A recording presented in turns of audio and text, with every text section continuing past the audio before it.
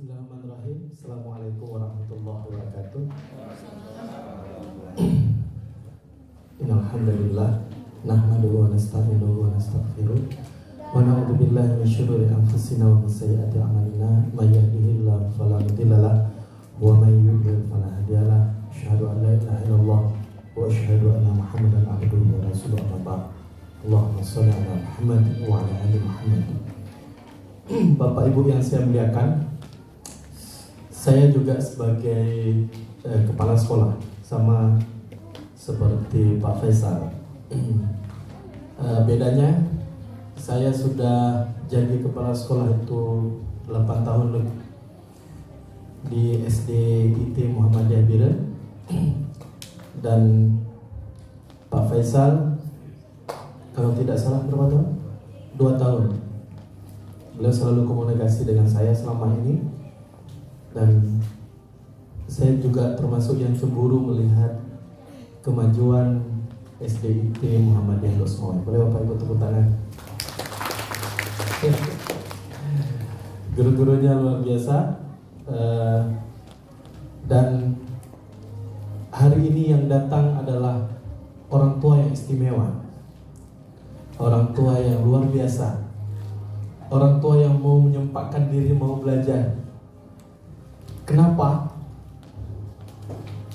Boleh nggak saya tanya, ada nggak kampus yang mengajari menjadi seorang ibu? Tidak ada. Sarjana ibu rumah tangga? Nggak ada.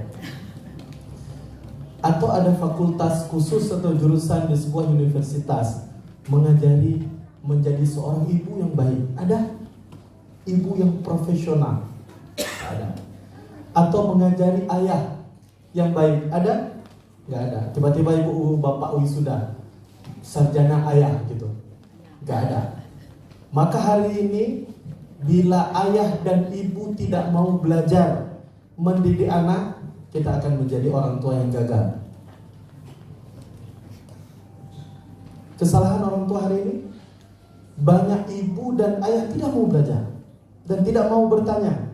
Akhirnya apa? Itu kemarin itu keluar di koran Pak Faisal, banyak sekali ibu-ibu menceraikan suaminya di Aceh Besar tuh. Setiap hari fasah, ya, setiap hari di Biren. Saya sering ada satu kapolsek Jempa namanya. Di belakang kapolsek itu ada mahkamah syariah. Setiap hari orang bercerai. Saya sekali datang ke sana melihat setiap hari orang bercerai. Bapak Ibu sekalian, itu akibatnya kita tidak punya tujuan dan visi yang baik menjadi seorang ayah dan menjadi seorang ibu. Dan secara penelitian, banyak suami dan istri bercerai ketika punya anak 2. Ya, itu udah mulai itu. Sudah yang bapak-bapak kayaknya lebih menarik rumput tetangga, lebih hijau gitu. Yang istri juga, karena itu yang di Aceh Besar itu rata-rata alasannya kenapa? Karena suami tidak punya pekerjaan. Ini fakta. Maka hari ini saya apresiasi orang tua yang mau belajar, dan saya juga sedang belajar Bapak Ibu sekalian. Sedang belajar menjadi ayah, menjadi suami yang baik, menjadi istri yang baik. Nah, ada yang bertanya, gimana cara menjadi ayah yang baik? Jawabannya simpel sebenarnya. Kalau kita mampu menjadi anak yang baik buat ayah kita, ya tidak? Bagaimana menjadi seorang ibu yang baik kalau kita mampu menjadi anak yang baik buat ibu kita? Itu berbanding lurus. Nah, ada yang bertanya, kenapa anak saya nggak patuh, Mak? Karena ibu dan bapak tidak patuh dulu kepada ibu kandung bapak sendiri. Hari ini banyak ibu yang sedang kerinduan menunggu anaknya pulang, tapi kita mengabaikan itu. Ada seorang suami yang lebih memilih istrinya yang cantik, kemudian meninggalkan ibunya. Banyak tidak? Banyak hari ini. Nah, karena saya tidak menceritakan tentang itu, fokus ke pendidikan digital. Maka Bapak Ibu sekalian, untuk mengawali itu saya ingin sampaikan sebuah video yang menarik. Bagaimana sesungguhnya kehidupan ini. Jangan siksa ibu dengan kerinduan. Jangan menyiksa orang tua dengan kerinduan. Saya ingin sampaikan Bapak Ibu sekalian, Kapan saya yakin tua menginginkanmu untuk pulang. orang tua kita itu sangat sayang dengan kita. Hari ini kita tinggalkan mereka. Sebuah flashback. Coba kita perhatikan. Jangan siksa orang tua dengan kerinduan. Jangan siksa mereka dengan kerinduan. Dia telah tersiksa untuk mengandung kita. Dia pun telah tersiksa untuk melahirkan kita. Dia telah tersiksa sewaktu menyusui kita. Anda tahu jemaah sekalian, ibu kita sering menanggung lapar agar kita kenyang. Dia sering berdusta untuk kebahagiaan kita. Dia sakit, kita katakan ibu sakit. Dia mengatakan tidak, aku tidak sakit, padahal dia sakit. Ibu kita lapar, kita bertanya ibu lapar. Ibu mengatakan tidak, aku sangat kenyang, makanlah. Anda tahu jemaah sekalian, dia lapar, tapi dia berdusta. Dia mengatakan saya kenyang, hanya agar kita puas dengan makanan itu. Sakit sekali ibu kita dengan penyakitnya, tapi dia selalu berdusta. Tidak terjadi apa-apa, aku baik-baik saja. Bahkan kita khawatir dengan kesehatannya, kita kembali. Dia mengatakan kau datang, kau tinggalkan anak-anakmu, bagaimana pekerjaanmu? Bagaimana dengan istrimu? Ibu baik-baik saja, pulanglah. Dia berdusta. Kita pun kadang-kadang terlalu bodoh memahami dusta ini. Kita tidak paham. Dusta kita anggap bahwa memang demikian adanya. Akhirnya kita kembali. Kita kembali untuk pekerjaan, untuk anak-anak, dan untuk istri. Ternyata ibu yang mengatakan dirinya baik-baik saja hanya berdusta. Kita kembali, ibu kita pun wafat. Jemaah sekalian yang saya hormati, oleh sebab itu, kalau masih ada keduanya, berbuat baiklah. Jangan siksa keduanya dengan kerinduan, dan jangan terlalu percaya dengan dusta mereka. Mereka berdusta hanya untuk kita tertawa. Seolah-olah ibu-ibu ini jemaah sekalian menarang demikian banyak dusta agar kita tenang dengan keadaan dirinya. Sekiranya mulai berdoa, saya ingin berdoa untuk keduanya. Ya Allah, ambil kesehatan ini untuk keduanya agar keduanya tidak akan sakit. Ya Allah, sekiranya ada usia yang lebih panjang untukku, ambil sebagian usia ini untuk keduanya, agar keduanya lebih lama untuk merendah kehidupan ini. Sekiranya Anda wafat jemaah sekalian, berapa lama anak-anak ini akan menangis untuk kematian Anda? Berapa lama? Berapa lama istri yang Anda cintai ini menangis untuk kematian Anda? Ketahuilah jemaah sekalian, tidak ada air mata yang paling deras untuk Anda lebih dari air mata seorang ibu. Tidak ada air mata yang lebih deras daripada air mata seorang ibu. Bapak Ibu sekalian, kita merindukan itu. Nah, jangan sampai kita ingin menjadi ibu yang baik, tapi kita tidak menjadi anak yang baik. Pulanglah Bapak Ibu sekalian, jumpai ibu kita, jumpai ayah kita, sampaikan bahwa kita sangat menyayanginya. Kemudian jangan sampai kita menyesal. Saya Hartono. Saya ingin sampaikan ada orang tua yang menyesal. Universitas terkenal di Bandung. Saya dibesarkan di keluarga modern, di mana ilmu pengetahuan dan kekayaan duniawi sangatlah penting dan diistimewakan. Anak saya 3, semuanya sekolah di luar negeri. Saya menulis buku panduan bagaimana supaya bisa menyekolahkan anak di luar negeri tanpa dihantui beban biaya yang mahal. Saya banyak diundang seminar tentang ini. Konsepnya, setiap anak lahir harus beli rumah sekecil apapun. Nanti rumah ini dijual untuk membiayai kuliah anak di luar negeri 1 atau 2 tahun. Tahun ketiga, anak diajari untuk membiayai hidup dan kuliah sendiri. Konsep ini diikuti banyak orang dan terbukti sukses. Tapi belakangan, saya menarik peredaran buku itu dan meminta maaf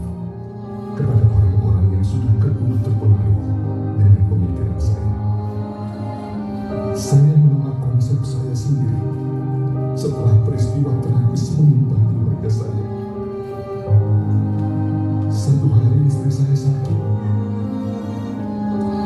Anak pertama yang sudah mapan bekerja di Amerika, saya telepon bahwa ibunya sakit. Dia tidak bisa pulang dengan alasan ada beberapa meeting yang tidak bisa ditunda. Anak kedua sedang ujian, sehingga mustahil juga pulang karena resiko tidak lulus ujian.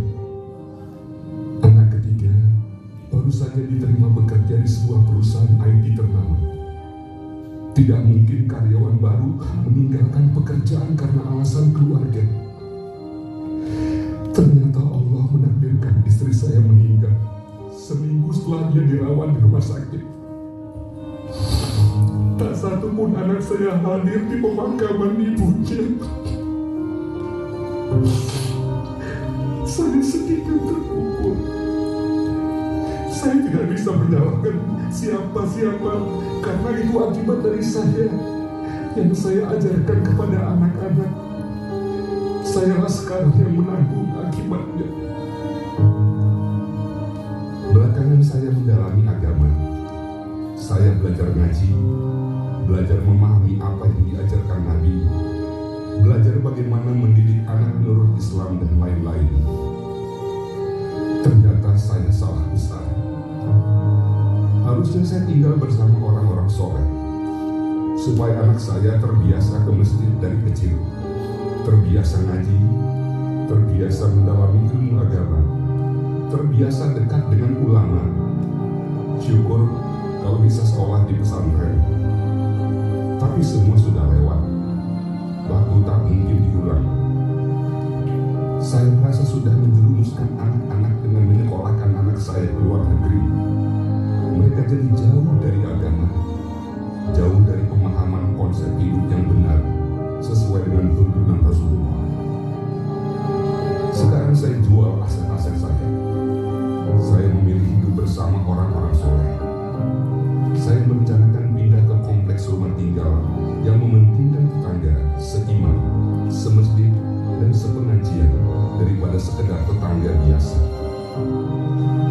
Saya memilih tinggal di tempat yang mengutamakan persiapan kehidupan di akhirat kelak daripada sekedar kehidupan di dunia. Saya membeli lahan yang cukup besar. Insya Allah akan saya bangun tahun depan. Saya akan tinggal di sana, ngaji di sana, dan membangun bisnis di sana. Siapa tahu nanti salah satu cucu saya mau tinggal bareng saya dan sekolah di pesantren di sana. Bisa hafiz Quran dan jadi aset saya kakeknya. Semoga. Bapak Ibu sekalian, hari ini kalau kita perhatikan banyak suami yang tidak bisa menghargai istrinya, padahal istrinya itu luar biasa. Allah sudah menakdirkan kita kemudian hidup bersama seorang wanita yang tidak pernah kita kenal sebelumnya, tapi dia mampu menjaga aib-aib kita, mampu menjaga anak-anak kita. Dia bangun pagi-pagi, dia siapkan seluruh kebutuhan anaknya, kebutuhan suaminya, kebutuhan keluarganya. Kemudian suami tak mampu menjaga hati istrinya. Bapak Ibu sekalian, sebahagian ada istri yang tak mampu menjaga kehormatan suaminya. Suaminya pergi pagi, pulang petang, pulang malam, mencari rezeki, bekerja keras. Bahkan ia mempertaruhkan nyawanya buat anak-anak dan istrinya. Bapak Ibu sekalian, sekarang kita hanya butuh menjadi istri yang lebih baik. Sekarang kita hanya butuh menjadi suami yang lebih baik. Bapak Ibu sekalian, sementara ada orang tua yang selalu berdoa kepada Allah, ya Allah, kapan Engkau anugerahkan aku anak? Setiap malam, setiap sujud, bahkan kita meneteskan air mata kita di sepertiga malam supaya Allah anugerahkan kita anak. Rabbi habli minas sholihin. Ya Allah, anugerahkan aku anak yang saleh. Kemudian Allah sampai hari ini tidak menganugerahkan anak buat orang tua itu. Bapak Ibu sekalian, ini kita sudah dianugerahkan anak oleh Allah. Anak yang lucu, anak yang baik, anak yang luar biasa. Kita tampar dia, kita cubit dia, kita marahi dia, kita pukul dia, dia tetap datang di hadapan kita, memeluk ibunya. Dia sampaikan bahwa dia sangat mencintai ibunya. Dia mencium tangan ibunya.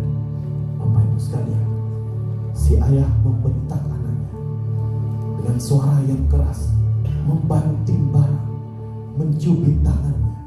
Dia berteriak, "Ayah, sakit, sakit sekali pukulan itu." Dia tetap datang di hadapan ayahnya. Kemudian dia mengatakan bahwa dia sangat merindukan ayahnya.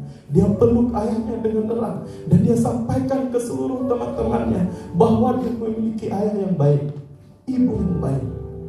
Bapak Ibu sekalian, ada yang salah dengan kehidupan kita saat kita tidak mampu bersyukur karena Allah menganugerahi kita anak yang luar biasa dengan berbagai kekurangannya. Bapak Ibu sekalian, di sekolah saya ada anak-anak yang berkebutuhan khusus. Dia tak mampu bicara, dia hanya mampu tersenyum setiap hari, dia hanya mampu berteriak setiap hari. Dia tidak normal, Bapak Ibu sekalian. Dia anak berkebutuhan khusus, dia cacat. Ada yang tak mampu mendengar, ada yang tak mampu mendengar, ada yang tak mampu menyerap semua apa yang disampaikan oleh gurunya. Bapak Ibu sekalian, kita dianugerahkan anak yang baik, anak yang sempurna. Sampai hari ini, kemudian kita marahi dia, kita salahi dia. Apa yang kurang yang Allah berikan buat kita? Setiap anak punya potensi masing-masing. Saya ingin sampaikan sebuah kisah yang luar biasa yang dihadapi oleh seorang ayah. Bapak Ibu bisa lihat video ini, semoga bisa menjadi penyemangat buat kita semua. Dan ketiga anak saya di Jerman, yang satunya di Hannover, yang satunya di Berlin, saya nggak pernah nanya dia, "Nak, kamu lagi belajar nggak?" Pasti dia lagi belajar. Kenapa? Karena dia punya dream yang mau diraih. Dia punya mimpi. Tidak asal punya as, yang penting kuliah, rumah, mobil, kampus, kampus, mobil, rumah, rumah, mobil, kampus. Dia punya impian. Bahkan saya baru tahu bahwa impian, kalau punya impian itu menyembuhkan penyakit, menjadi terapi. Dari mana saya tahu? Anak saya yang paling bungsu, IQ-nya cuma 90. Sampai usia 3 tahun nggak bisa ngomong. Kalau di rumah saya berdua sama dia, saya pusing. Kenapa? Apa yang diomongin saya nggak ngerti. Misalnya harusnya minta susu, ngomongnya apa? Harusnya kan cucu.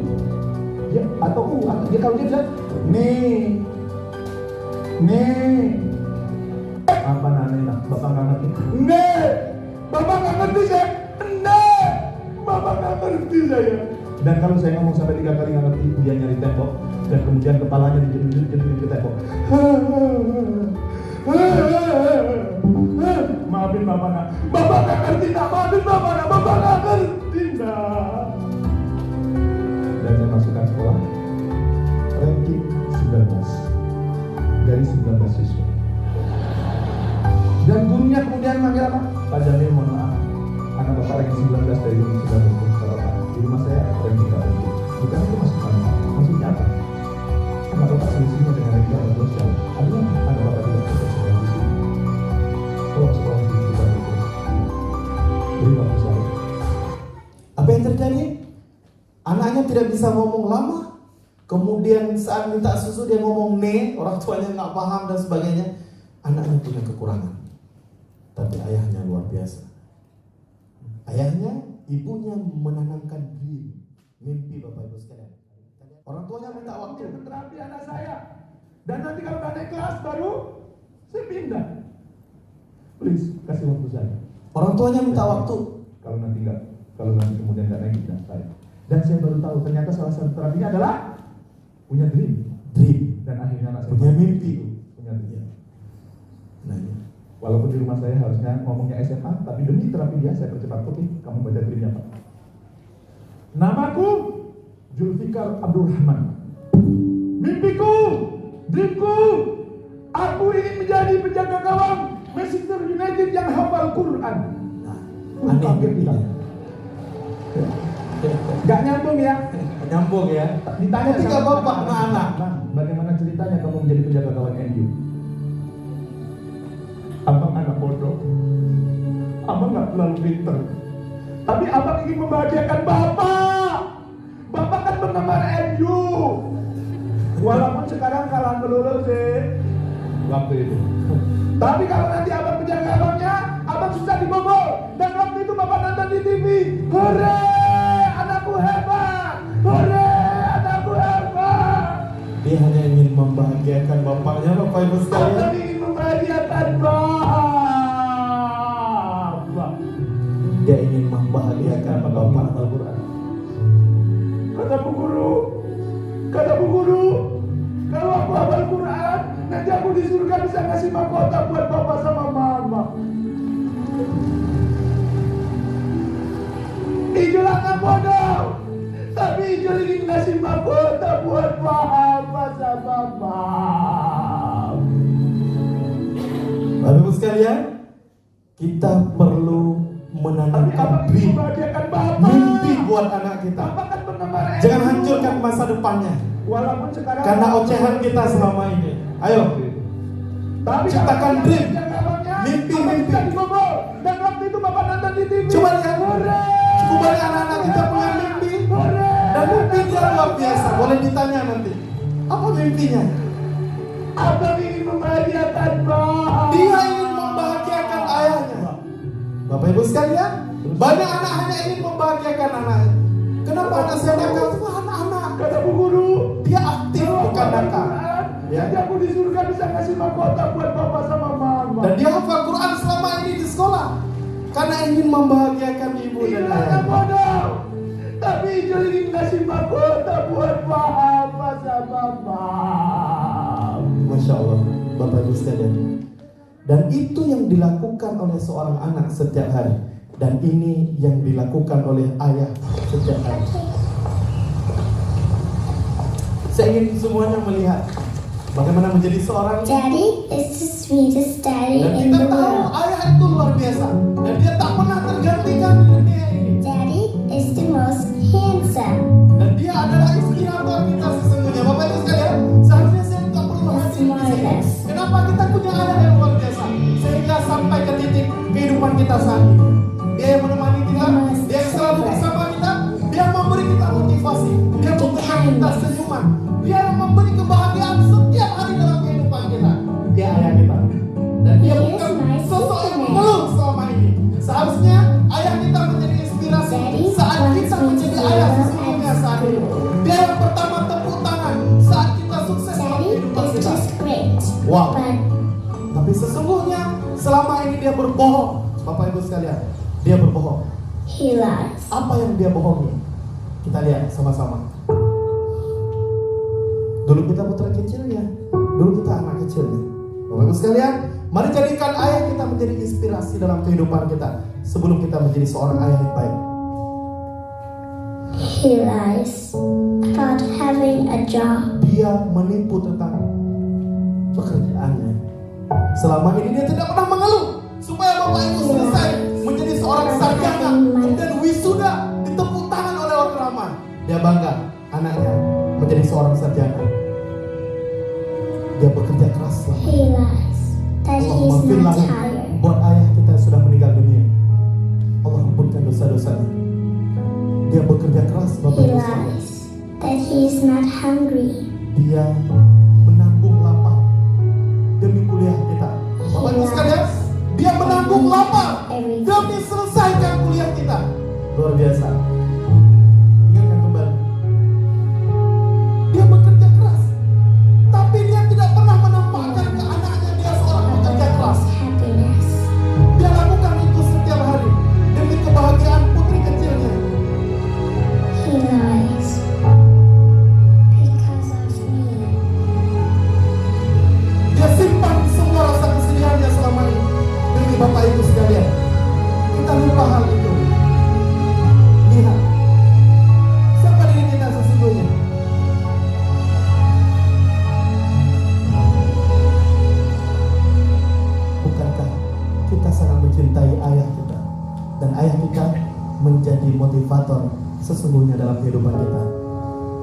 simpan rasa itu walaupun kita tahu begitu sulit dia menyelesaikan kuliah kita.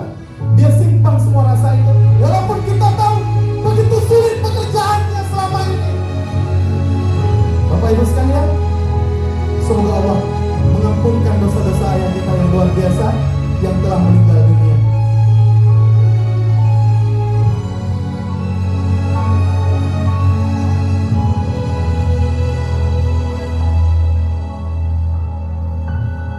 Dan kita mengimpikan dia hadir di hari wisuda kita. Bapak Ibu sekalian, ada seorang sarjana walaupun ayahnya duduk di kursi roda, tapi dia bangga ayahnya hadir di hari wisudanya. Bapak Ibu sekalian, bukankah kita sangat menyayangi ayah kita? Luar biasa. Dia mendidik kita hingga saat ini kita punya rumah mewah, saat ini kita punya pekerjaan, saat ini kita punya gaji tetap, saat ini kita punya istri yang cantik dan anak-anak yang lucu. Jangan lupakan ibu dan ayah kita, sehingga anak-anak kita tidak melupakan kita. Allahumma firlahu. Dan kita berdoa kepada ayah kita yang sudah meninggal dunia, semoga Allah ampunkan dosanya dan kita dimasukkan ke dalam surga bersama ayah, ibu dan anak-anak semua keluarga kita. Amin. Sebagai penopang dalam hidupku, Kau berikan aku semua yang terindah. Aku hanya memanggilmu ayah saat ku kehilangan. Aku hanya mengingatmu. Bagi orang tua kita yang sedang sakit, semoga Allah angkat penyakitnya dan sehat kembali.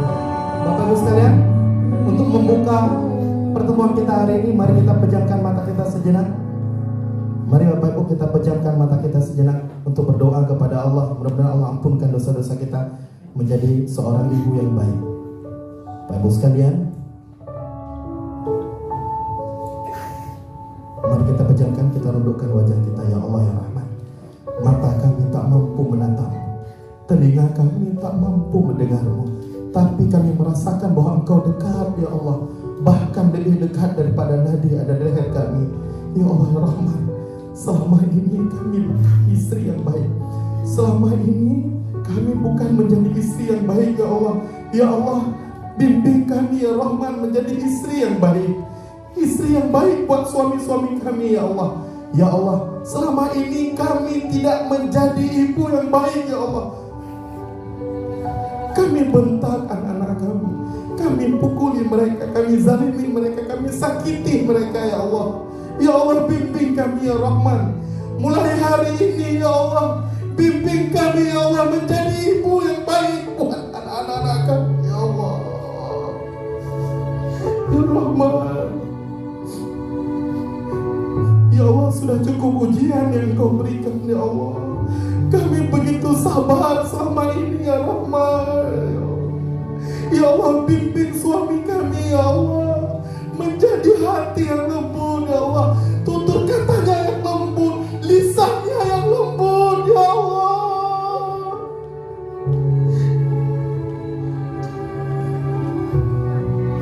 Ya Allah ya Rahman, Kau uji kami dengan ekonomi kami selama ini ya Allah.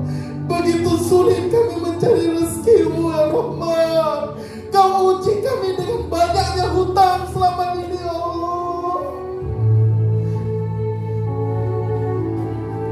Ya Allah ya Rahman, kami bersyukur ya Allah, Kau anugerahkan kami anak hari ini ya Allah, sementara banyak orang yang tidak punya anak ya Allah.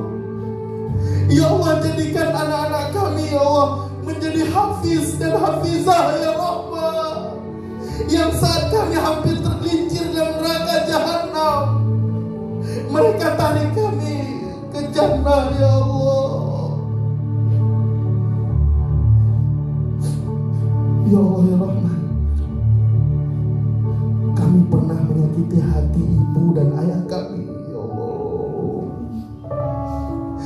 abaikan mereka ya Allah. Sekarang mereka sudah di dalam liang lahat ya Rahman. Kami tak mampu membawa makanan kesukaannya, memenuhi segala permintaannya ya Allah. Dulu saat pintu bersuara, mereka mengira kami yang pulang ya Allah. Mereka selalu menanti kedatangan kami ya Rahman. Sekarang mereka sudah meninggal dunia ya Allah. Ampunkan dosa-dosanya ya Rahman. Ampunkan dosa-dosa kami ya Allah. Kami akan berusaha menjadi ayah dan ibu yang baik buat anak-anak kami ya Allah.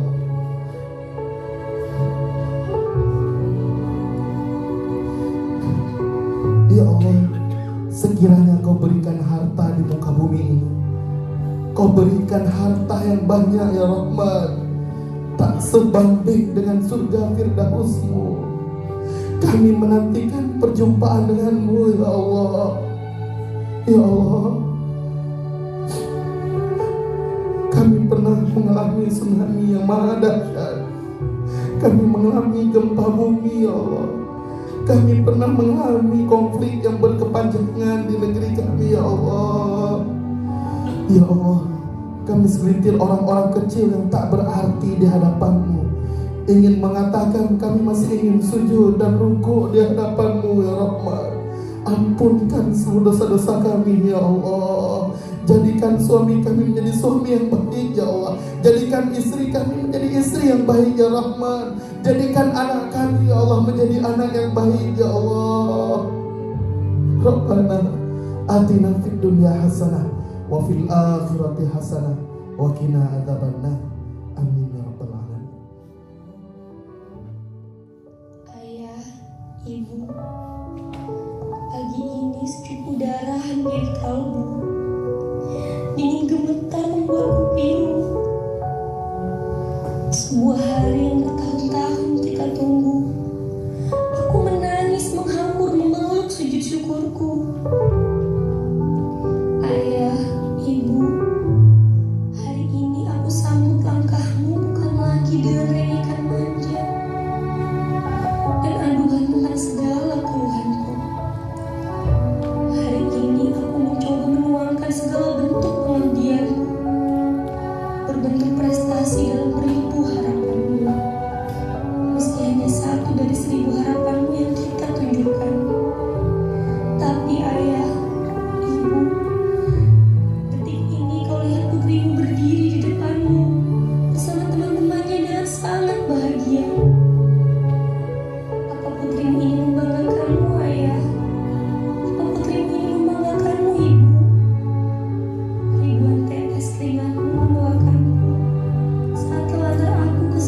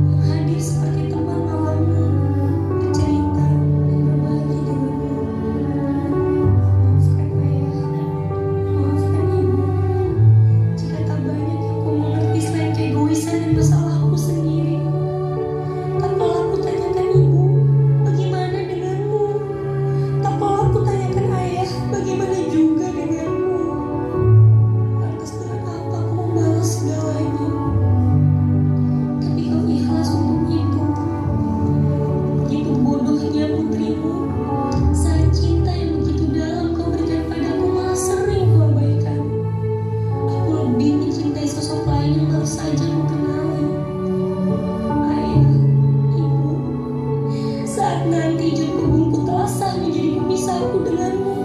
Lalu kapan lagi putrimu bisa membanggakanmu, Ayah? Lalu kapan lagi putrimu bisa membanggakanmu, Ibu? Aku terlalu malu. Aku sangat malu menatapmu. Karena aku tahu kesalahanku yang tak cukup ditebus hanya dengan kata maaf. Tapi Ayah, Ibu, lihatlah putrimu sekarang ini. Lihat kami, Ayah. Lihat kami, Ibu. Kami tepat di depanmu. Telah berhasil memeluk segalanya tentang tempat ini. Putrimu yang sudah bisa menapak di atas telapak kakinya sendiri. Katakanlah, Ayah, Ibu, kalau hari ini kalian bangga pada putrimu. Untuk Senin kali ini dari Senin-Senin yang lainnya. Kali ini saja, Ayah. Kali ini saja, Ibu.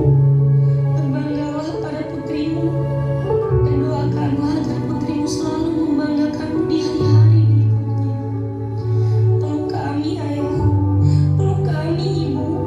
Peluk kami dalam lindangan air mata terbahagiamu. Kali ini saja, Ayah. Kali ini saja, Ibu. Lihatlah dan katakanlah putrimu membanggakanmu. Terima kasih, Ayah. Terima kasih, Ibu. Kau lebih dari segalanya. Tepuk tangan dulu buat kita semua. Nah, ini baru kita mulai. Bapak Ibu sekalian, perkenalkan. Oh, saya belum memperkenalkan diri ya, Pak Faisal. Pak Faisal melo juga ya. Beliau sudah pernah nangis ya dulu ya. Oke, mana materinya? Ini dia ya. Saya perkenalkan diri. Mana tahu ada yang belum kenal ya. Nah, ini nama saya Bapak Ibu sekalian. Saya orang Biren asli, lahir di Juli ya. Juli itu kecamatan, bukan nama bulan. Juli jalan arah ke Takengon. Kemudian sekarang beralamat masih di Juli. Saya pulang kampung ke tempat kelahiran saya karena ibu saya sendiri dan saya anak tunggal. Dulu saya orang Lu Sumawe. Dulu saya seorang anak polisi. Ayah saya seorang polisi, tugasnya di Lu Sumawe, pernah di Kerumbuku. Umur beliau sangat muda. Ayah saya meninggal dunia, Bapak Ibu sekalian, di umur 30 tahun. Cukup muda. Makanya saya menjadi anak yatim dari umur 4 tahun. Besar ya. Jadi kalau diperhatikan,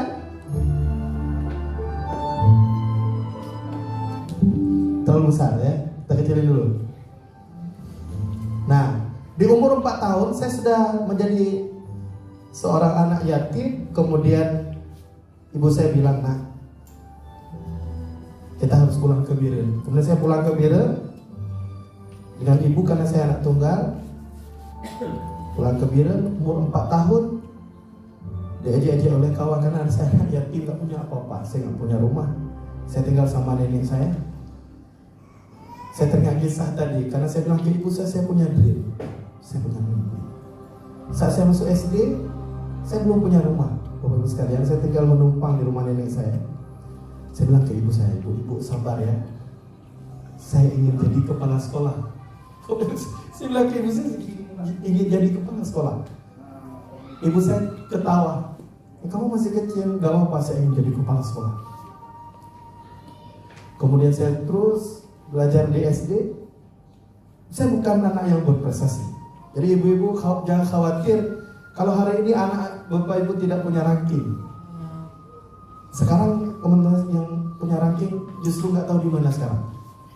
Ya, kita nggak tahu memprediksi kehidupan. Kemudian tamat SD, ibu saya tetap bertanya, "Rizky, kamu mau jadi apa?" Saya tetap menjawab, saya ingin jadi kepala sekolah. Cita-cita saya tidak pernah berubah. Nggak tahu Pak Faisal dulu ingin jadi pilot mungkin, atau ingin jadi dokter. Akhirnya jadi kepala sekolah.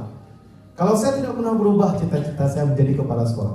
Sampai ke bangku kuliah, ibu saya bertanya, "Kamu nak mau jadi apa?" Saya tetap menjawab, saya ingin jadi kepala sekolah. Cita-cita saya tidak pernah berubah dari SD sampai kuliah. Kemudian sekarang saya sudah menikah dengan satu orang istri. Ya, baru satu orang Pak Misal. Camkan itu. Saya nggak mau dua Pak Misal. Satu aja keriting rambut saya. Kemudian sekarang sudah punya 3 anak. Semua terinspirasi surat Ar-Rahman, namanya Zawata Afnan, Khairatun Hisan dan Jazaul Ihsan. Semua saya angkat dari surah Ar-Rahman. Kemudian menempuh pendidikan S1 di UIN Araniri, dulu di Juli. Ada yang telepon, nanti aja. Kemudian saya jauh, kalau SMP saya jauh sekali pesantrennya. Saya anak pesantren di Makassar dulu, jauh sekali menghafal Al-Quran. Kemudian ditambah lagi S2 di UIN Araniri. Kemudian sekarang saya doain ibu-ibu semuanya, bapak-bapak, saya hampir selesai kuliah S3 di Malaysia. Yang dulu orang mengatakan ini anak, saya sering dihina oleh teman-teman saya karena saya kurus sekali. Bahkan saya dibully, diberi nama Ciko karena badan saya agak Ciko, tahu ya, mereng. Karena kurus sekali. Nah yang pohon nalung kering Pak, kering pohon karena terlalu kurus, ya. Bapak-ibu sekalian, anak yang dihina dulu oleh banyak orang, yang tidak dianggap di kelasnya, ya, yang tidak diperhitungkan. Karena anak kampung biasa, anak yatim yang tidak memiliki ayah, hanya dididik oleh seorang ibu yang ibunya juga tidak punya pekerjaan. Ibu saya dulu buat es, buat bos setui itu bahasa Indonesia. What does mean setui free? Setui apa? Bos setui. Setol ya. Ibu saya buat itu, dia ingin katanya anaknya sukses gitu, bawa kemana-mana jualan es. Ya, Bapak Ibu sekalian, anak yang dulu dihina dan sebagainya, dulu sekarang sudah kuliah S3 di Malaysia. Itu dulu. Nah sekarang kita harus percaya kepada anak kita sendiri. Dia harus menanamkan dream, mimpinya, sampaikan, dan dia harus teriakkan mimpinya. Kalau dia ingin jadi hafiz Quran, dia harus teriakkan hafiz Quran. Memang harus seperti itu. Saya dulu seperti itu Bapak Ibu sekalian. Saat saya pesantren dulu di Makassar, karena pesantren itu di tempat tidur saya, Pak Baulai Depai. Saya tulis nama saya Rizky Da Silva, kepala sekolah. Setiap pagi sebelum berangkat belajar saya hafal. Lagi orang mau belajar, dia tahu. Dipikir oleh kawan saya orang sakit jiwa. Rizky Da Silva, kepala sekolah, satu kamar ketawa. Gak apa-apa, mereka kan ketawa. Tapi itu dream, itu mimpi saya yang bisa menghipnotis pikiran saya. Sehingga saat saya malas, saya ingat lagi ingin jadi kepala sekolah. Bapak Ibu sekalian, kemudian di tahun 2014 saya jadi kepala sekolah. Nah ini dia. Kemudian saya dapat prestasi juara 1 kepala sekolah berprestasi Kabupaten Biren tahun 2020. Ya. Kemudian juara 2 lomba budaya mutu tingkat nasional tahun 2018. Penghargaan Qatar Airways, saya keliling dunia Bapak Ibu sekalian. Ya, boleh keliling dunia. Kemudian penghargaan penulis buku terbaik Media Guru di Jakarta 2018. Inspiratif Media Guru, penghargaan Bupati Biren, semua. Kemudian yang dulu anak yatim yang tidak dianggap, tapi dia punya mimpi. Dan saya meraih semua prestasi itu karena mimpi tadi menghipnotis pikiran saya. Semangat saya berkali lipat.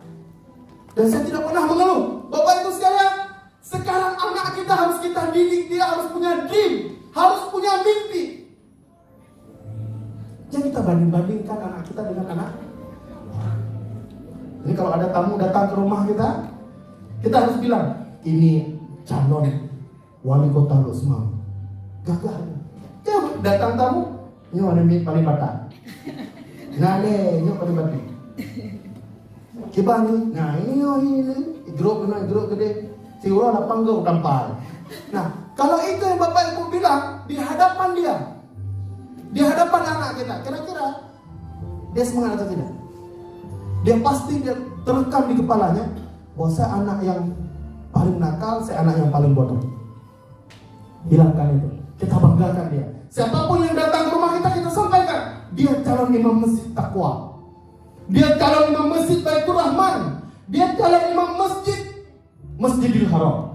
Wah, bangga dia. Walaupun hafalan anak sagar, tapi dia kebanggaan itu muncul. Yo,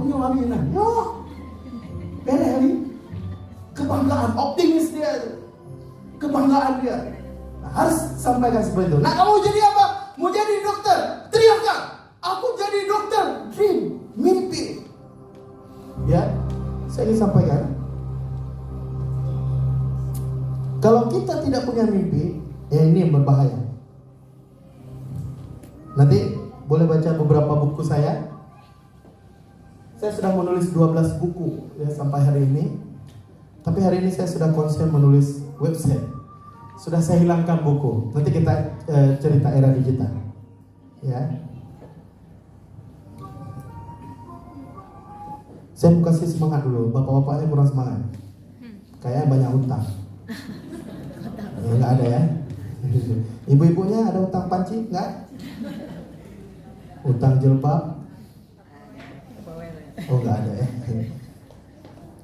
Seharusnya kalau nggak ada hutang SPP-nya lancar ya? Oh, lancar ya? Pak biasanya susah ngungkapin. Berarti nggak lancar ya Pak ya? Nanti saya komporin ya.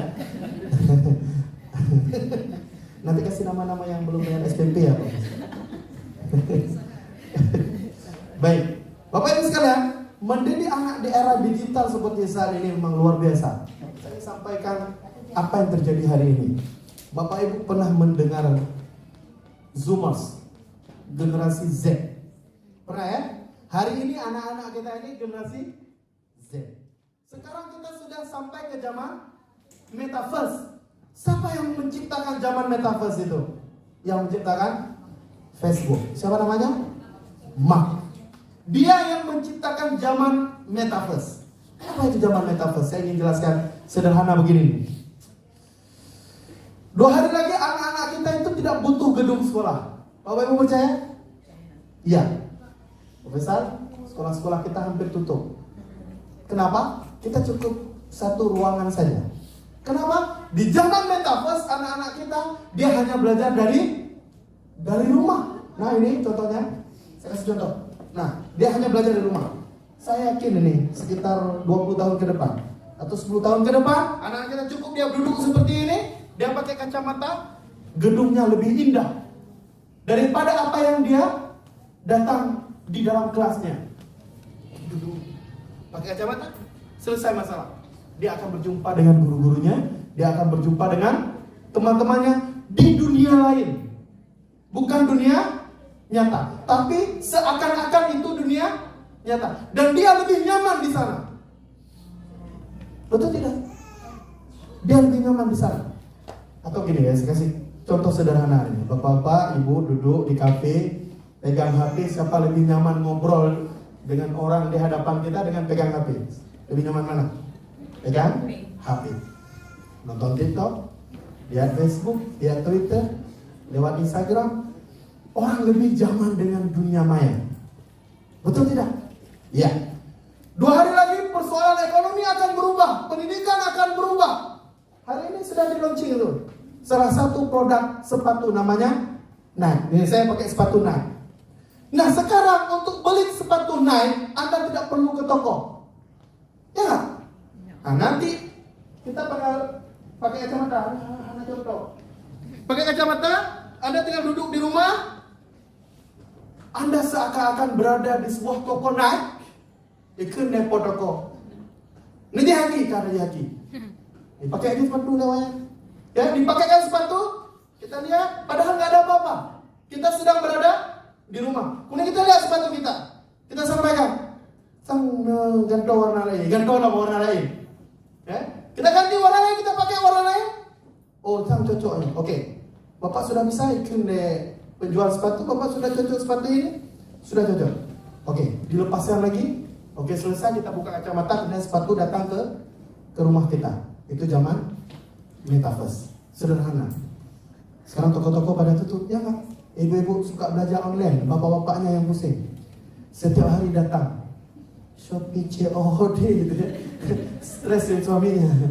Ya, datang semua pakaiannya. Itu zaman Metaverse. Bapak Ibu sekalian, karena zaman ini yang cukup menantang. Sekarang pertanyaannya, kira-kira kita mau lari dari zaman ini atau kita menghadapi zaman ini? Kita menghadapi zaman ini. Anak-anak kita luar biasa. Maka untuk menghadapi zaman ini, kita harus punya perisai, kita harus punya benteng, kita harus bersiap-siap, dan orang tuanya harus paham zaman ini. Kemarin saya jumpa beberapa dokter. Ada yang lebih bahaya dari narkoba. Apa itu? Pornografi. Dan itu kecanduannya sama seperti kecanduan narkoba. Lewat mana aksesnya? Dulu maksiatnya kita harus datang ke tempat maksiat, ya nggak? Sekarang maksiatnya sudah ada di tangan kita. Mau berbuat atau tidak. Dia datang ke rumah kita. Dulu ada jaga suami dia. Ya. Dulu menjaga suami gampang, Bu. Gimana caranya? Bapak jangan keluar rumah. Sekarang masalahnya di dalam rumah. Dia sudah datang dalam rumah. Perempuan itu sudah datang, ya. Kemaksiatan itu semua sudah datang. Tinggal kita mau atau tidak. Itu era digital. Saya kasih contoh sederhana lagi. Lebih paham. Mendidik itu sulit karena kita tidak tahu ilmunya. Seperti saya sampaikan tadi, tidak ada satupun universitas yang mendidik menjadi seorang ayah yang baik. Saya kuliah di tarbiyah, tapi nggak ada mata kuliah menjadi ayah yang soleh. Tak ada mata kuliah menjadi ibu yang baik. Kita dari dulu belajar di sekolah dari SD sampai S3 menjadi seorang doktor, menjadi seorang profesor. Tapi tidak ada mata kuliah yang khusus mendidik menjadi ayah yang baik. Tidak ada. Tiba-tiba kita kawin, kita punya anak, maka anak kita banyak yang trial and error. Paham tidak? Wadai klik mumah ya. Wah klik mama. Tiga mama klik. Stres. Kenapa? Karena tak tahu cara menangani anak. Karena kita tidak pernah dididik demikian. Nah, Bapak Ibu sekalian, sekarang kita harus belajar sendiri bagaimana menjadi orang tua yang baik di era digital. Mendidik itu mudah asal kita tahu ilmunya. Nah, ini dia mengenal generasi. Coba lihat, berarti ini saat ini di dunia, ya. Saat ini kita berada di generasi alfa. Coba perhatikan, berarti generasi boomers pertama tahun 1960, kemudian generasi X sampai tahun 1980. Ini ada di sini generasi X. Ada ya? Kemudian ada generasi milenial. Itu tahun 1981 sampai tahun 2000. Saya generasi milenial. Pak Faisal generasi milenial. Bapak Ibu, guru rata-rata di sini adalah generasi milenial. Berbeda. Kita belum ada Android masa itu. Ya tidak? Belum ada video call masa itu. Oh, yang pesantren kemah ada. Pakai telepon dan jak bawa warteg. Di minggu juga. Nah, itu dulu. Yang pacaran luar biasa susah. Harus tunggu jam 12 malam. Baru ada gratis nelpon, pengalaman. Kemudian di generasi Z, lahir generasi Z tahun 2001 sampai 2010 sudah lahir Android. Kemudian lahir lagi generasi Alpha. Ini kita generasi Alpha, generasi yang luar biasa canggih. Semuanya menjadi canggih. Saking canggihnya ada ide-ide gila. Misalnya idenya mau haji virtual. Itu ide gila tuh. Kemarin saya baca. Ada yang mau haji virtual. Hati di rumah buta-buta gitu. Tapi pakai kacamata, itu yang saya sampaikan tadi. Kira-kira sah nggak hajinya? Enggak, itu gila ide itu. Ada yang ide lagi nikah virtual. Nah itu ide gila. Tapi itu zamannya. Sekarang kita tinggal memahami generasi kita saat ini. Dan anak kita generasi digital di zaman alfa. Kita lihat Indonesia peringkat keempat pengguna internet. Indonesia ini, saya sering diskusi di Malaysia, kemarin baru pulang di Singapura. Diskusi dengan beberapa mahasiswa, mereka mengatakan bahwa Indonesia punya kekuatan terbesar. Salah satu kekuatan,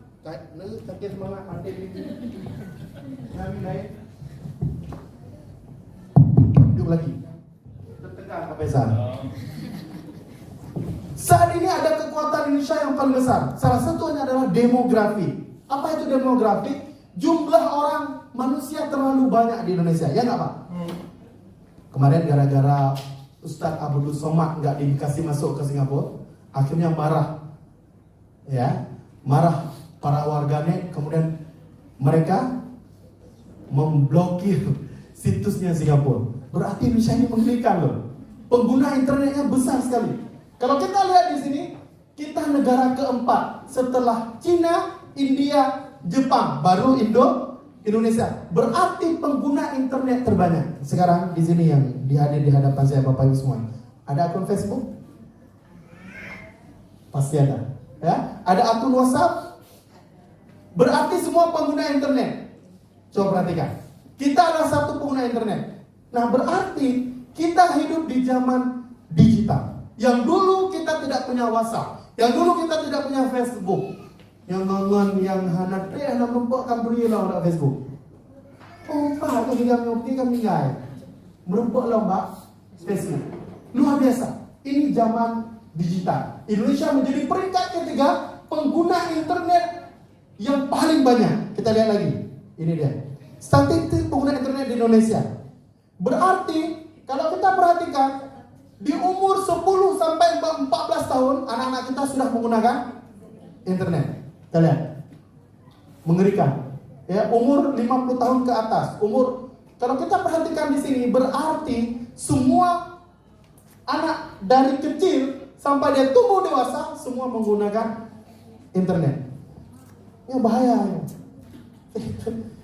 Nah, ini dia. Kalau kita perhatikan di sini berarti total populasi pengguna internet itu di dunia cukup banyak.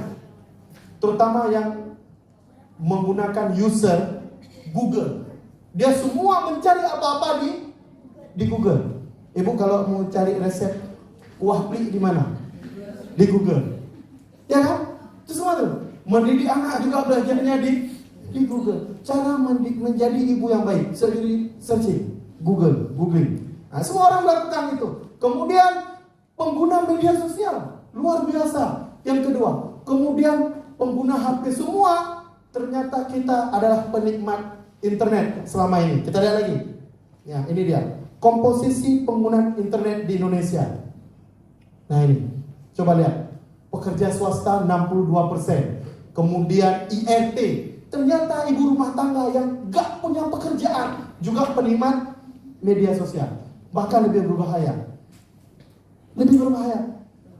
Saya bilang ke Pak Faisal, istri kita kalau tidak punya pekerjaan lebih berbahaya. Dia seperti harimau di rumah. Oh, dijak. Ada yang uang. Ya gak? Sekarang kenapa bapak-bapak banyak di warung kopi? Ibu bisa jawab? Kemarin saya pernah tanya, kenapa hari ini bapak-bapak banyak di warung kopi? Iya. Banyak di warung. Kenapa? Karena saat di warung kopi, dia duduk. Datang tuh pelayannya. Bapak mau minum apa? Espresso? Mau minum jus? Nanti doang. Bapak mau makan mie? Bapak di sini ada mie tiaw, ada mie goreng, ada mie udang, mie daging. Lembut kali barang sajinya. Ya. Kemudian nanti datang lagi, Pak, mau pesan apa lagi, Pak? Pak, bila boleh dipindahkan piringnya. Subhanallah. Begitu pelayanan di restoran dan kedai kopi. Sekarang bapaknya pulang ke rumah. Apa pertanyaan pertama? Seharusnya pertanyaan pertama kayak di kedai kopi, Bapak mau minum apa? Gitu ya. Tapi gak kayak gitu. Pas pulang suaminya, ada yang nuwo. Terus, dari mana? Ngenfo beno. Ya, pertanyaan dong. Kira-kira stres gak suaminya? Bapak, Ibu, sekarang diganti. Kalau Bapak pulang ke rumah sekarang mulai detik ini Ibu harus janji. Ya. Saat Bapak pulang, apa pertanyaannya? Bapak minum apa? Masya Allah. Minum jus, ya. Minum apa lagi? Nah, ingat ya? Ada suami ibu di sini? Nanti biar saya cek janjinya. Okay. Nah, ini dia. Kemudian yang lebih bahaya lagi kalau istri mulai curhat di media sosial. Ya, kok curhat?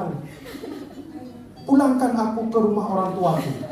Ditanya semua oleh netizen seluruh dunia. Bu, kenapa Bu? Ditanya. Enggak, suami saya jahat. Kira-kira kalau semua persoalan rumah tangga ditulis di media sosial, layak atau tidak? Tidak layak. Saya sudah bilang ke istri saya, mulai kemarin habis nikah, satu hal saya minta, jangan tulis apapun di media sosial. Makanya bapak-bapak, ibu-ibu ini nggak perlu canggih kali internetnya, nggak perlu pintar-pintar kali, standar aja. Ya, ini bahaya. Kemudian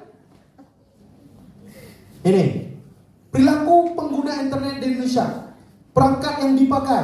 Kalau kita lihat semua orang memakai perangkat yang paling banyak adalah mobile, Android, HP, ya. baru komputer, baru laptop. Kemudian kita lihat lagi. Ini data-data yang saya dapatin dulu.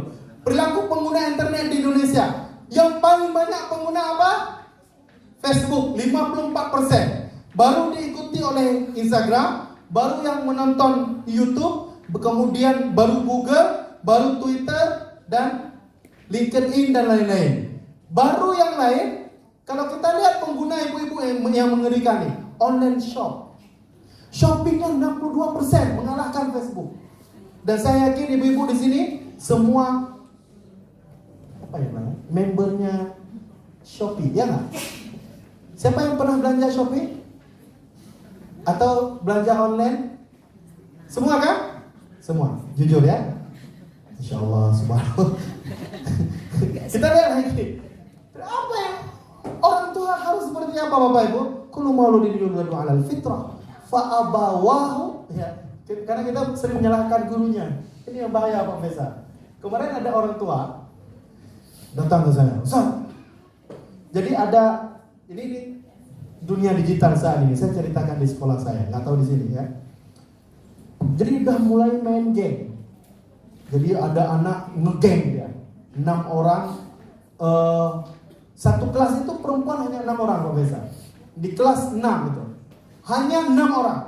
Nah ternyata di antara 6 orang ini ada 4 orang ngegame dan ada ketua gengnya tuh. Ngeri nggak tuh? Perempuan. Ya saya baru tahu tuh. Saya tanya, kakak geng-geng seperti ini lihat di mana? Lihat di YouTube. Lihat di mana? Di YouTube. Berarti akses internet, ya. Apa yang terjadi Bapak Ibu sekalian? Geng 4 ini luar biasa, walaupun soleh-soleh, hafal Quran juga. Ya, saya heran. Geng 4 ini hafal Quran tetap, salat duhanya tetap, ya. Salat zuhur berjamaahnya tetap, luar biasa. Tapi ketua gengnya bilang sholat semua. Ada ketua geng tuh, perempuan masalahnya.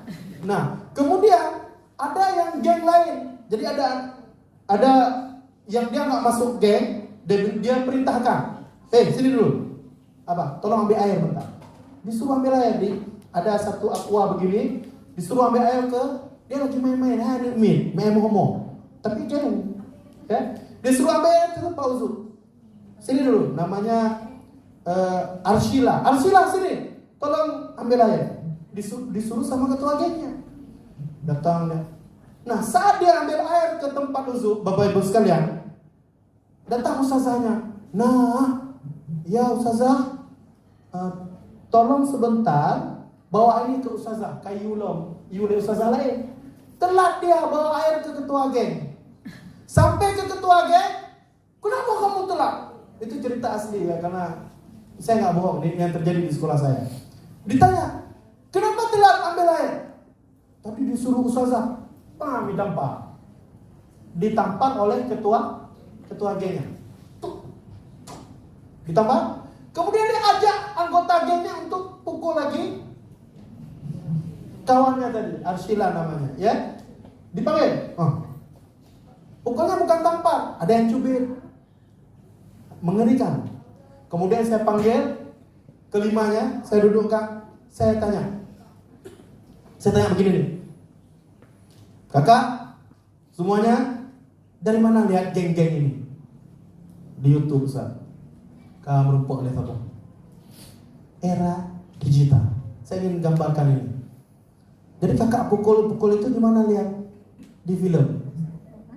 Berarti dia nonton lagi, ya?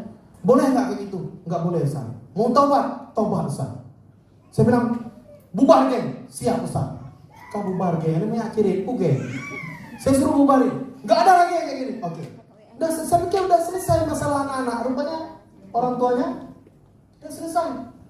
Datang Ibu Arshila ke saya, Ustaz, saya dengan susah payah melahirkan dia.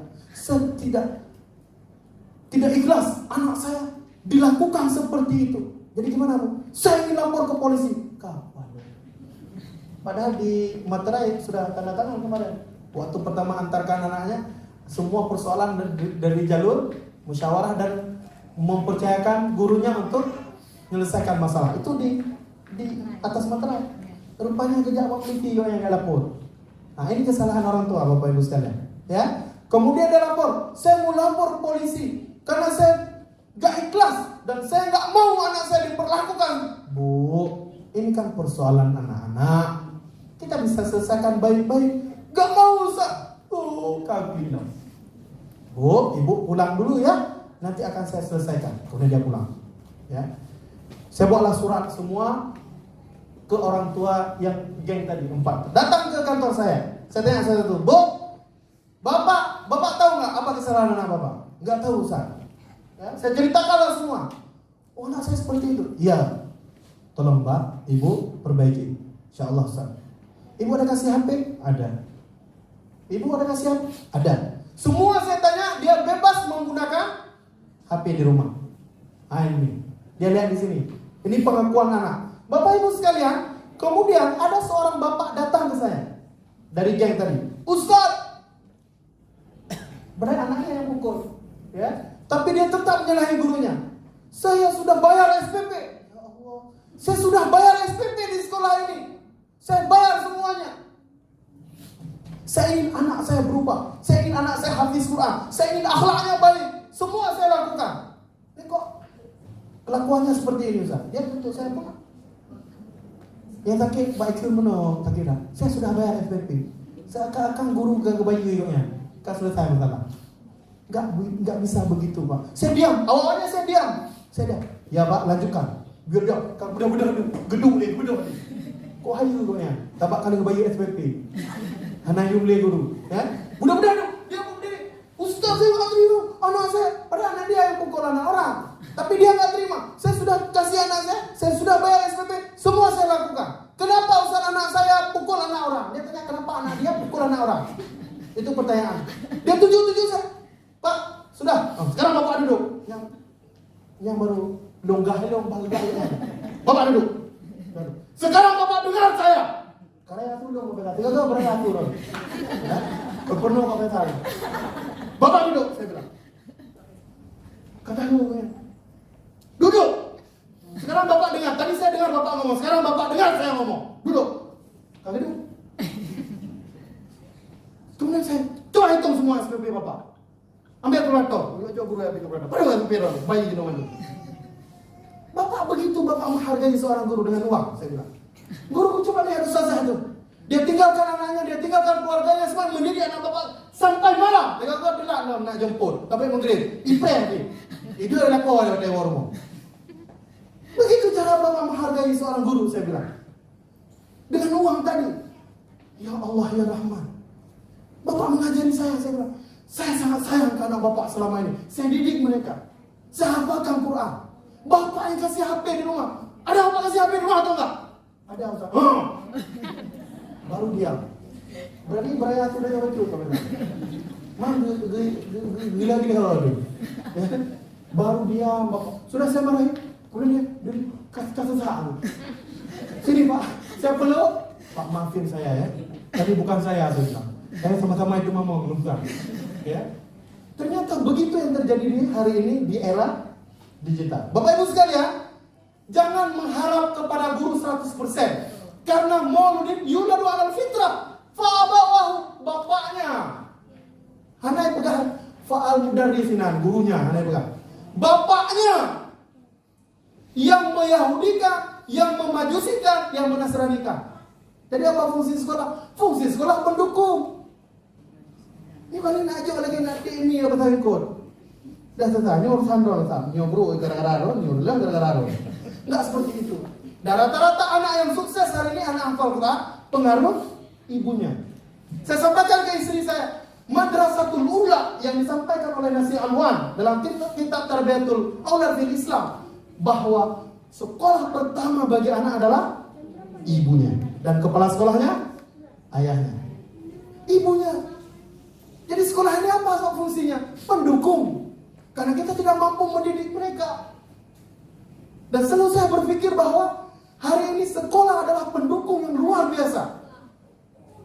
Tapi tergantung orang tuanya. Kalau kita sibuk mah, sibuk. Kira-kira sukses nggak anak kita? Kayak sukses. Ibunya, pengaruh ibunya luar biasa. Hipnotis ibunya, didikan ibunya. Hari ini kita sukses karena didikan ibu dan ayah kita. Dia yang mendidik kita, bukan guru. Guru itu pendukung. Tapi kita harus punya guru. Karena saat kita didik anak kita, gak mungkin kita yang selesaikan. Seperti anak saya. Saya ngomong ke anak saya 1-2 kali, he came. Ketawa, hey. Tapi gurunya mau dengar. Kenapa Bapak Ibu sekalian? Berarti dia harus punya guru juga. Jadi dua-dua saling mendukung. Jangan saling menyalahkan. Nah ini dia. Ini zaman sekarang. Kita lihat lagi. Ini terlalu banyak saya ngomong. Tantangan orang tua di era digital saat ini. Saya gambarkan sebuah gambaran. Bapak bisa jawab nanti ya. Pertama 18 plus itu. Mungkin pasti tahu ya. Apa itu? Pornografi. Saya ada satu anak di sekolah yang kecanduan pornografi. Dia anak pindahan kelas 5 Pak Faisal. Mengerikan, kelakuannya suka pakai rok kawannya. Dia anak pindahan, bukan didikan kita. Saya nggak tahu kenapa dia dipindah ke sekolah saya. Kata ibunya, Ustaz tolong didik anak saya. Ternyata dia sudah dipindahin ke sekolah lain karena dia kecanduan pornografi. Ngeri ya? Mengerikan. Kemudian ketahuan. Ada laporan dari ustazahnya ke saya, ada seorang anak yang suka tarik rok temannya. Kemudian saya panggil, abang, kenapa abang? Ternyata dia kecanduan nonton pornografi. Baru kelas 5 SD. Dan ini terjadi saat ini, saat orang tuanya membebaskan dia pakai HP. Selesai masalah. Terus saya tanya, bang, ternyata dia kawannya dengan orang-orang besar, Pak. Selama ini dia berkawan dengan orang-orang yang lebih dewasa dari dia. Bang, dari mana abang nonton? Di HP. Kenapa abang suka nonton itu? Penasaran. Dia nonton selalu itu. Setiap hari. Dia penasaran Bapak Ibu sekalian. Dan itu seperti narkoba. Mengerikan. Sekali nonton, 2 kali, 3 kali. Terus suka. Kemudian Bapak Ibu sekalian, saya ruqyah dia. Di sekolah saya didik dia. Saya kasih dia bimbingan khusus ke dia. Alhamdulillah dia sudah berubah. Sekarang dia sudah tamat. Betul-betul ruqyah. Bukan Pak Guru, tapi dia baca ruqyah Pak beliau. Karena kecanduan. Luar biasa. Ini yang terjadi zaman saya ini. Bapak Ibu mau anaknya seperti itu? Jangan bebaskan, kasih HP. Kemudian yang kedua apa? WhatsApp ini. Komunikasi. Coba lihat ini. Ini mengerikan ini, komunikasi. Sekarang anak SD kelas 6 sudah buat grup WA. Nah ini dia. Buat grup WA. Hai guys. Nah itu komunikasi dia. Ya nggak? Ki di mana sekarang? Ki. Duh, orang benih laut. Ngomong Ki di mana duku? Udah kasih saling tukar foto Ki di mana? Makan aku Dia WhatsApp tuh buat grup. Saya pernah dapat grup WA SD. Saya lihatlah chattingnya semua. Ya Allah ya Rahman. Bapak Ibu, berhati-hatilah. Kalau ada anak kita yang buat grup WA langsung hapus. Kenapa? Karena komunikasinya bisa kemana-mana. Hati-hati. Nah, komunikasi dia. Kemudian dia buat akun media sosial. Kemudian dia komunikasi dengan siapa saja. Kita harus benar-benar mengawasi dia saat dia chatting komunikasi lewat internet dengan siapa saja. Kita harus tahu. Kemudian apa lagi? Narkoba. Kemudian apa lagi? Ya, narkoba juga cukup bahaya. Kemarin ditangkap anak karena isap sabu. Menurut dia berkali ya. Memang untuk kita bemandu. Kemudian di setiap kampung rumahnya besar gitu ya. Ditanya sama orang, "Koraya rumah orang, raya untuk kita be." Raya ilmu, moto hanapak le peduk geragi. Tapi heran saya, kenapa nggak ditangkap? Itu saya sampai sekarang nggak tahu. Kemudian pacaran, Bapak Ibu sekalian, juga berbahaya. Perselingkuhan di mana-mana. Ya, kemudian game dan sebagainya. Ini tantangan orang tua saat ini. Nah, untuk mengatasi tantangan ini apa yang harus kita lakukan? Nah, ini. Kalau kita lihat anak kita ada yang senang sekali main game. Ada orang tanya ke saya, "Ustaz, ada nggak manfaat game?" Nah, ini salah satu manfaat game. Sekarang kita lihat apa yang mengerikan dari game ini. Ada orang nggak apa-apa Ustaz, kita main game kan bisa meningkatkan fokus, keterampilan strategi katanya ya. Kemudian apa lagi? Bisa kerja sama tim, memperbaiki mood kita, memperbanyak teman, mengajarkan ilmu kita, menyatukan anggota keluarga, mengajarkan ketekunan katanya. Ya, kita lihat. Ternyata mengerikan kalau dia kecanduan game. Ini bahaya game. Menyebabkan perilakunya agresif. Ya, apalagi mengabaikan kebutuhan. Ada anak yang kecanduan dia 24 jam main game. Sekarang bukan anak aja. Orang tua juga kecanduan. Kemarin saya duduk di kedai kopi, ada seorang anak SMP. Saya penampilan saya kadang-kadang pakai kaos doang. Kan? Duduk di kedai kopi, kemudian datang anak SMP. Apa tahu Bapak Ibu pertanyaan dia? Bang, dia belum chip. Itu pertanyaan. Berarti dia orang berjenggot aja dia tawarin chip. Berarti tahu dia, urut jenggot kami yang chip. Di kedai kopi, ya. Jadi semua orang, mau tua, mau muda, semua sudah kena chip. Nah ini yang bahaya, mengganggu kesehatan. Ada orang nggak pulang-pulang malam. Kalau suami Bapak Ibu ini nggak pulang-pulang main chip, berarti sudah kena ini. Ibu jaga anak kita, suami kita juga bermasalah. Ya. Kemudian memacu masalah emosi, sering marah karena kekurangan tidur. Kemudian mengalami obsesi dia. Kan berhabati Roy. Ada anak kita, udah mulai ini, udah kena penyakit ini. Kemudian mendorong ketidakjujuran, dia menipu, tidak mampu mengendalikan diri dan mempengaruhi saraf otaknya. Ini bahaya, ya. Ini bahayanya game.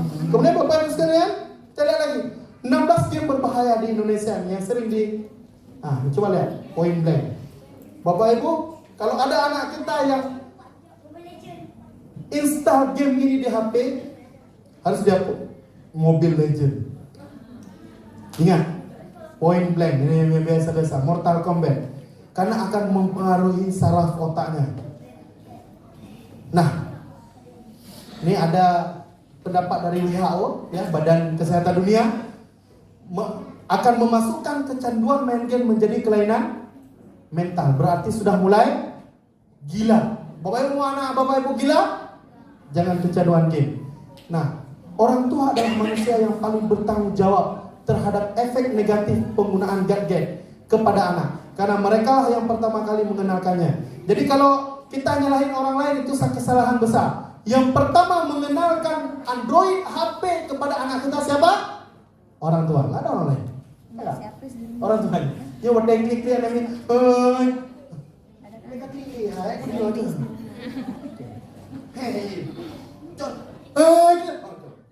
Dia.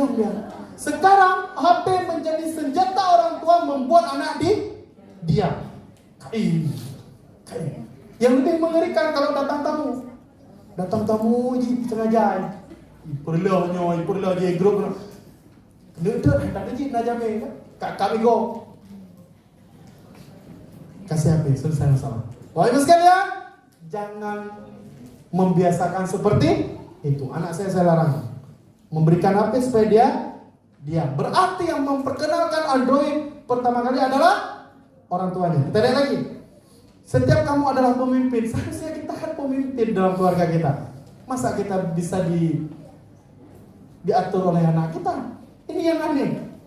Seharusnya kita yang mengatur anak kita. Masa anak kita yang mengatur kita? Nah ini ada yang aneh, ya. Kemudian janganlah keluargamu, itu tanggung jawab kita. Gak ada tanggung jawab orang lain. Di dalam Al-Quran disebutkan, ya ayyuhalladzina amanu qu anfusakum wa ahlikum nar. Tanggung jawab kita supaya dia tidak tergelincir atau dia harus memelihara dirimu, keluargamu dari api neraka. Kita lihat lagi. Komunikasi, ya. Apa yang harus dilakukan Bapak Ibu sekalian? Menurut Muhammad Arifin Badri, ya, cara berkomunikasi ala Nabi. Ini harus kita lakukan. Kita harus banyak bicara dengan anak kita. Jangan diam Bapak Ibu sekalian. Harus banyak bicara. Saat dia pulang dari sekolah, ya, tanyakan. Kenapa? Karena komunikasi efektif, komunikasi yang mampu menghasilkan perubahan sikap, attitude change kepada orang lain yang bisa terlihat dalam proses komunikasi. Saat dia pulang, Bapak Ibu ada tanya nggak? Abang, kakak, tadi diajarkan apa oleh gurunya? Ada tanya? Tadi saya selalu menanyakan itu. Saat saya pulang, saya selalu menanyakan hal-hal baru kepada anak saya. Kakak, sekarang anak saya ada yang kelas 3, ada yang kelas 1 SD. Saya pulang ke rumah selalu saya tanya, tadi belajar apa nak? Tadi ada ustazah baru. Gimana ustazahnya? Ustazahnya marah-marah aja. Kenapa marah? Karena ribut sekali kelasnya. Dia cerita semua. Kakak nggak boleh ribut ya. Ada nasihat-nasihat yang kita masukkan. Bapak Ibu jangan diam. Jangan cuek. Saat dia pulang, kakak tadi ada salat atau tidak? Ada. Gimana salatnya, khusyuk atau tidak? Khusyuk Abi. Apakah kita salat boleh main-main? Nggak boleh Abi. Kenapa kita nggak boleh? Tanyakan. Kemarin saya tanyakan, kakak tadi ustazah ngomong apa? Tadi kan Abi ada saya rekam itu. Saya viralkan di media sosial. Dia cerita anak kelas 1 SD cerita, Abi, rupanya Abi kan kalau kita salat subuh kita masuk surga. Kenapa kakak mau masuk surga? Kakak mau masuk surga, nanti ada Umi, ada Abi, ada Abang, ada adik, semua kakak ingin masuk surga. Kenapa ada apa di surga? Di surga enak, di surga ada buah, di surga ada malaikat-malaikat yang luar biasa, di surga nanti kita bisa lihat Allah. Dia bilang, itu anak kecil. Kakak dengar dari mana? Kakak dengar dari ustazah. Hebat ustazahnya. Gitu dong. Ada pertanyaan-pertanyaan. Ini nggak diam aja. Kemudian datang anak-anak, Abi, Umi, ini tadi diperiksa, dapat saldo. Kayak apa gue deh? Pegah kada puket kayak boleh utang kok jangan. Kira-kira orang tua baik nggak kayak gitu? Umi, kapan? Kada kue ayo dari mantan Umi awal. Abi lagi sibuk tuh kerja. Kira-kira anaknya stres nggak? Dia nggak tahu curhatnya di mana, kamu cerita dari mana? Saya ingin ceritain, ada seorang anak yang dia 2 tahun dia sekolah di tempat saya nggak pernah ngomong. Dia macam yang minta utang. Kakak kenapa? Kakak Ustaz boleh ngomong? Nggak pernah bicara. Suatu hari saya tanya, kakak jujur. Coba lihat Ustaz. Kenapa kakak bicara selama 2 tahun? Kakak rindu ayah.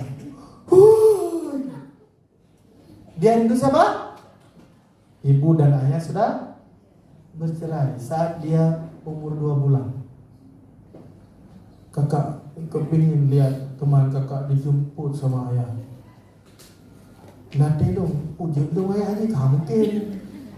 Tapi begitu kira-kira seorang anak yang merindukan ayah ternyata dia mau murung. Bapak Ibu, jangan pernah bercerai.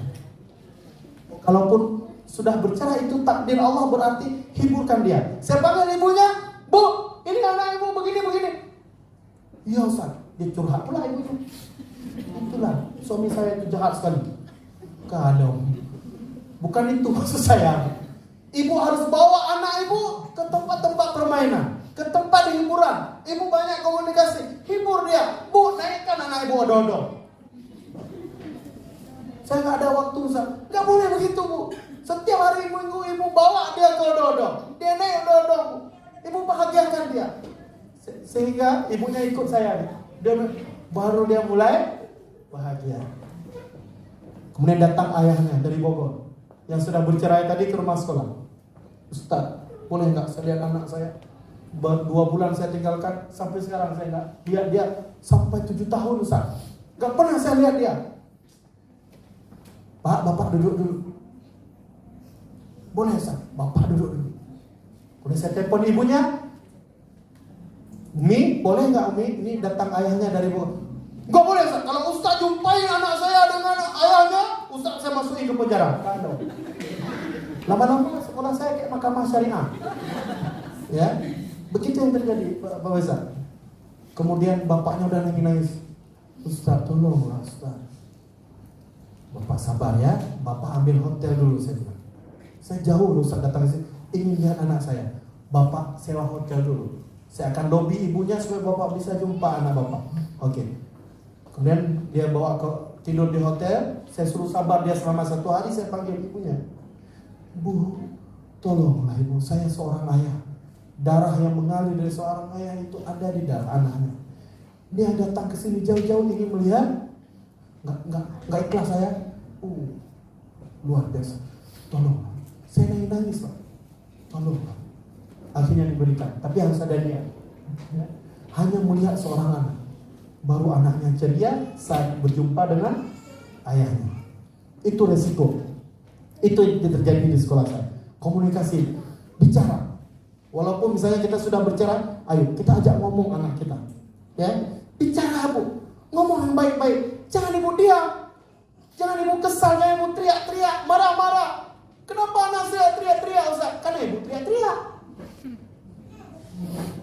Apalagi yang suami teriak-teriak. Kemudian apa lagi Bapak Ibu sekalian? Berkata baik atau diam. Oke. Kemudian apa lagi? Jangan suka suka membandingkan. Ini harus dilakukan. Lepaskan masa lalu, ya. Kemudian tunaikan ekspresi dan dorong mereka untuk bicara, menghargai pendapat. Jadilah pendengar yang baik buat anak kita. Biarkan dia bercerita. Jadi anak kita kan sering, Abi, ini apa? Ini air. Kenapa air dalam ini? Karena ada dimasukkan. Kenapa dimasukkan? Kalau banyak kali tanya, apa kata ibunya? Duh, tak bau kampa gitu.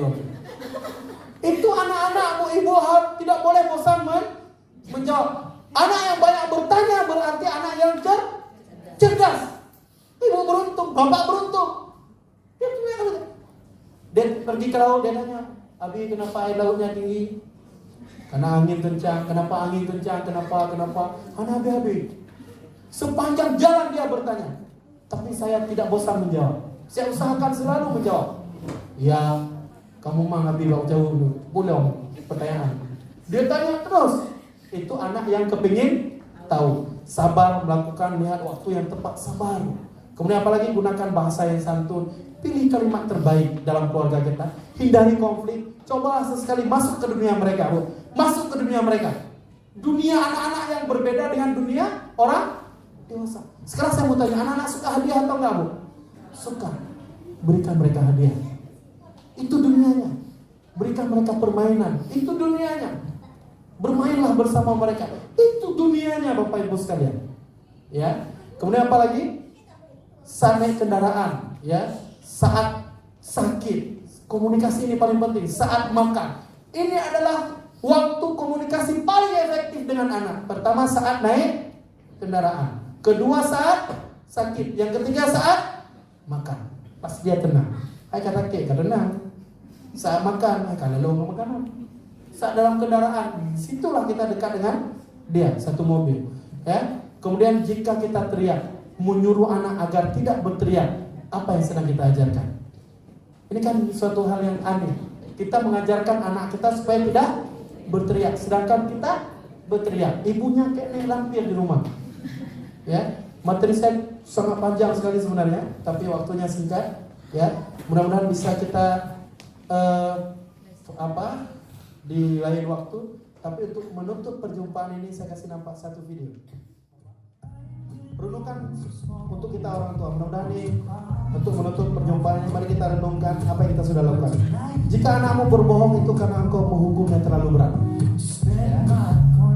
Kalau dia sering berbohong karena hukuman kita terlalu berat.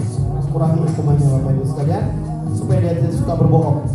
Kemudian jika anakmu tidak percaya diri itu karena engkau tidak memberikan semangat buat dia. Berikan dia semangat setiap hari.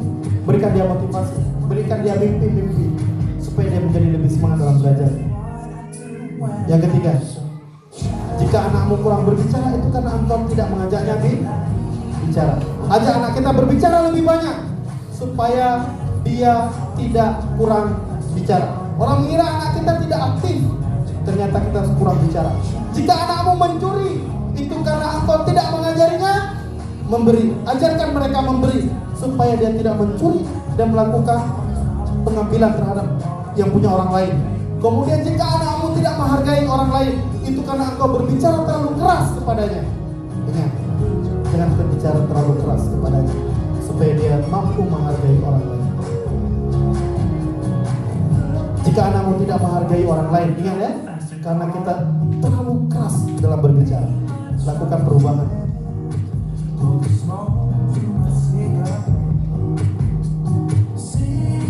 Jika anakmu sering berbicara pedas, itu karena engkau tidak berbagi kepadanya. Ingat, berbagilah kepadanya. Sering memberi hadiah supaya dia lebih termotivasi. Jika anakmu mengasari orang lain, itu karena engkau suka melakukan kekerasan kepadanya. Ya, jangan terlalu keras dalam mendidik. Jangan pukul mereka terlalu keras. Dia akan mengasari teman-teman. Jika anakmu lemah, itu karena engkau suka mengancam. Jangan suka mengancam anak. Ya, kenapa? Karena dia akan menjadi seorang yang lemah. Karena dia takut, murung dan sebagainya. Jika anakmu cemburu, itu karena engkau menelantarkannya. Jangan terlantarkan mereka. Jangan abaikan mereka. Dia cemburu melihat teman-temannya dijemput oleh ibu dan ayahnya. Dia cemburu melihat kebersamaan orang-orang bersama keluarganya karena kita mengabaikannya. Jika anakmu tidak mematuhimu, itu karena engkau menuntut terlalu banyak kepadanya. Dia anak kecil. Ingat ya, dia manusia kecil. Anak itu manusia kecil. Jangan terlalu. Jika anakmu tertutup, itu karena engkau terlalu sibuk. Dia tertutup dengan orang. Ya, dia malu, nggak mau, tak percaya diri. Itu dia karena orang tuanya terlalu sibuk. Jadi bahan renungan. Mudah-mudahan perjumpaan kali ini dirahmati Allah. Boleh tepuk tangan Bapak Ibu sekalian? Terima kasih banyak. Mudah-mudahan ini materinya masih panjang, ya, nggak apa-apa. Mudah-mudahan bermanfaat. Subhanakallahumma wa bihamdika, asyhadu an la ilaha illa anta, astaghfiruka wa atubu ilaik. Assalamualaikum warahmatullahi wabarakatuh.